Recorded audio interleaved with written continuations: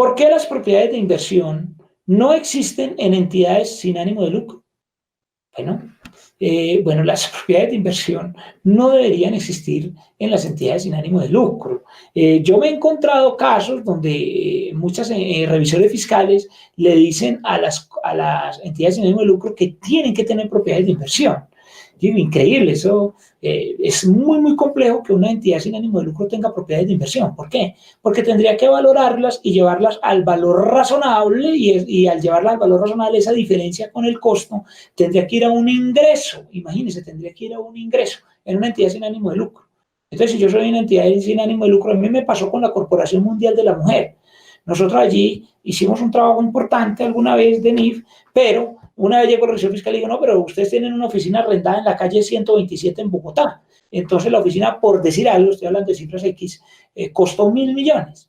Y resulta que el valor razonable son 5.000.000.000. Entonces hay que llevar 4.000.000.000 de pesos de valoración contra los resultados. Recuerden que las propiedades de inversión se miden a valor razonable con cambios en resultados.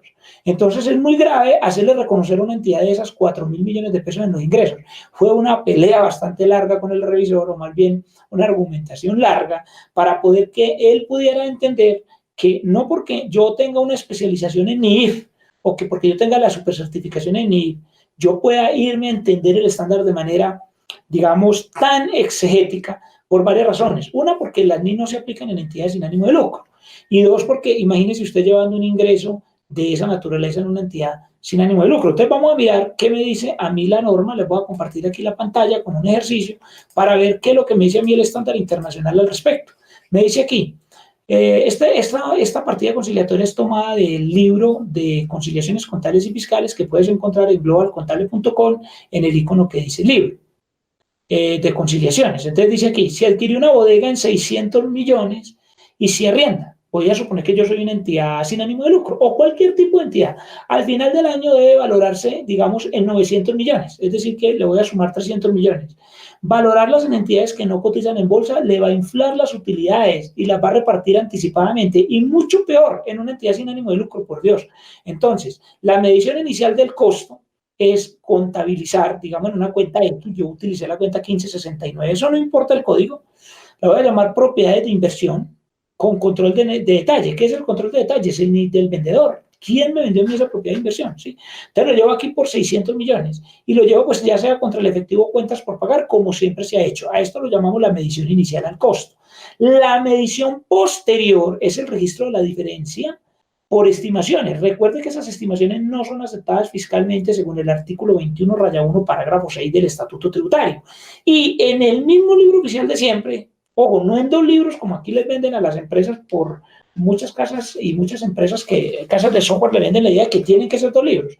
En España, en Inglaterra, en países donde se aplica la NIA hace mucho tiempo, no llevan dos libros. Llevan el registro de las diferencias en el mismo libro, entendiendo que hay una medición inicial al costo y una medición posterior de estimaciones. Entonces, el Consejo Técnico en el concepto 577 del 2014 dijo que era un solo libro.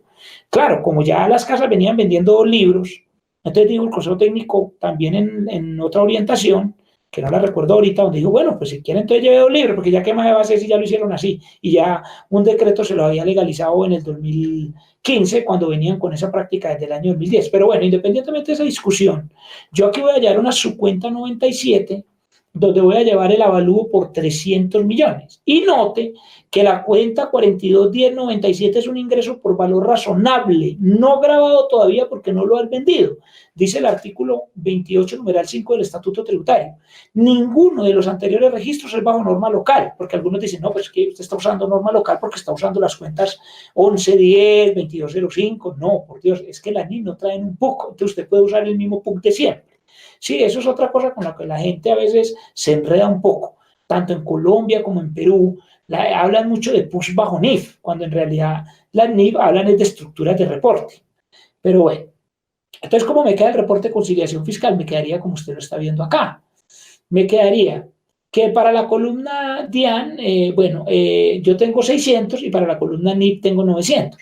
Por presentación, primero va la columna NIF y luego la fiscal. Es decir, el orden de los factores no altera el producto. o el resultado, pero el orden cronológico de la transacción es primero la medición inicial del costo y luego la medición posterior de estimaciones. Pero lo importante de este tema no es en sí mismo el registro que usted está viendo en pantalla, sino el efecto que eso me puede tener en un estado financiero, por ejemplo, en una entidad que no cotiza en la bolsa y sobre todo en una entidad sin ánimo de lucro. Entonces, yo que le recomiendo a las entidades sin ánimo de lucro, como la Corporación Mundial de la Mujer o cualquier otra entidad sin ánimo de lucro que tiene por allá un bien, una bodega, y un día la arrendó, un edificio, una oficina, y un día la arrendó. Entonces, lo primero que debes tener en cuenta es que las NIF indican que no han sido diseñadas para entidades sin ánimo de lucro. Eso lo dice la NIPYMES en el párrafo P7 y la NI1 en el párrafo 5. Pues la contabilidad de estas entidades, la CESAL, es al costo histórico, sin usar estimaciones como el valor razonable. ¿Por qué? Porque esto le va a generar importantes problemas financieros, por ejemplo, si valoran activos y los deprecian sobre una base revaluada. ¿Sí? El Consejo Técnico también lo dijo en la orientación 14. Si usted mira la orientación 14, dice que el tema es si la contabilidad de fondos debe hacerse con el método del diferido o no para las CESALs, pero le dice claramente que las entidades sin ánimo de lucro no aplican NIF. Y también lo dice la orientación 15 sobre copropiedades. Dice, mire, no es que ustedes apliquen propiamente NIF, bueno, o sí aplican NIF, pero la parte de la medición inicial del costo, pero no hacer las estimaciones. Entonces, aquí les dejo un enlace para que estudien mejor el tema. Si yo le doy aquí este enlace, voy a poder encontrar un artículo en el portal de Global Contable donde dice por qué las entidades no aplican, por qué las NI no aplican a entidades sin ánimo de lucro, una mirada al valor razonable. Es muy, muy importante que usted le dé una mirada a ese artículo, ¿sí? Y ya con eso usted podrá, digamos, tener una mayor claridad de por qué no debería yo estar valorando esas propiedades de inversión y llevándolas a valor razonable con cambio en resultados, porque imaginen cuánto se le sube el excedente que tendría que reinvertir cuando esos no son recursos que vengan de la caja, sino que son simples estimaciones. Recuerde que la NIF consisten principalmente en ponerle unas estimaciones a la contabilidad que traíamos al costo. Bueno, esa es la respuesta entonces a la pregunta sobre por qué una ESAL no debe tener clasificadas unas propiedades de inversión. Pero entonces, ¿cuál sería la solución? Mire, una solución básica que usted puede hacer para eso es irse a la NIPYMES, ¿sí? Y ubicarse en el párrafo 17.5, ya se lo voy a mostrar. No, perdón, 17, ya le voy a decir 17.2. Se lo voy a mostrar aquí en pantalla para que tenga en cuenta que un bien arrendado no siempre es propiedad de inversión, ¿sí? Un bien arrendado no siempre es una propiedad de inversión, se puede dejar como propiedad, planta y equipo. Dice, propiedades, planta y equipo. Sección 17 dice, las propiedades, planta y equipo son activos tangibles que se mantienen para su uso en la producción o suministro de bienes o servicios, para arrendarlos a terceros. Entonces note, que lo voy a poner más grande para el video, párrafo 17.2a, y si lo miro en la NIC completas también, lo miro en la NIC 16, párrafo 5, es decir, el hecho de que yo arriende un bien a terceros no quiere decir que automáticamente se me convierta en una propiedad de inversión, mucho menos en una entidad sin ánimo de lucro. Entonces, usted tiene dos opciones, una es que deje eso en propiedad, planta y equipo, o la otra es que usted se vaya, la deje en propiedades de inversión, pero al costo.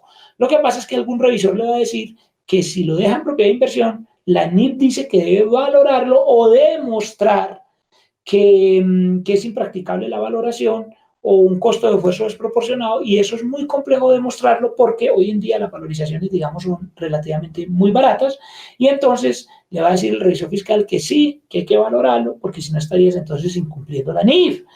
En realidad las entidades sin ánimo de lucro no se deben complicar tanto porque la contabilidad de ellas es básicamente al costo. Lo invito muy cordialmente a que lea ese artículo que le digo allí en la página de Global Contable.